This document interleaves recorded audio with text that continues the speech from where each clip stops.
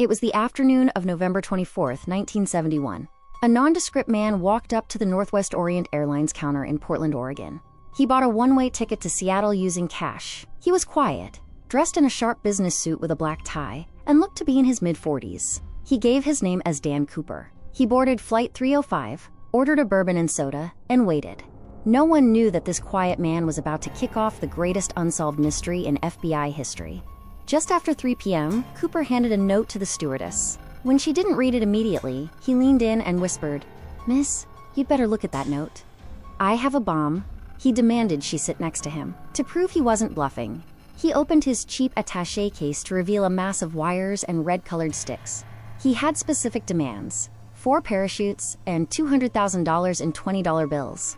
When the flight landed in Seattle, Cooper kept his word. He exchanged the 36 terrified passengers for the cash and the chutes. But he kept several crew members on board. He ordered the pilots to take off again, this time setting a course for Mexico City. Somewhere between Seattle and Reno, just after 8 p.m., Cooper did the unthinkable.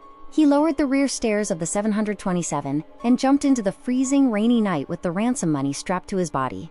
The pilots landed safely, but Cooper? He was gone. The FBI launched NORJAK, an extensive manhunt that lasted years. They interviewed hundreds of people and tracked leads across the nation. By the 5-year anniversary, the FBI had looked at over 800 suspects. One favorite was Richard Floyd McCoy, a man who actually pulled off a similar hijacking 5 months later.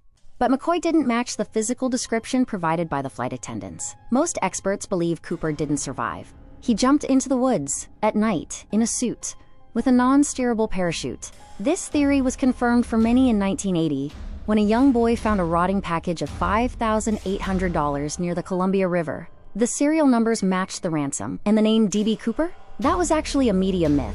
His ticket really said Dan Cooper. Whether he died in the woods or escaped to spend the cash, his fate remains one of the most intriguing mysteries for law enforcement and amateur sleuths alike.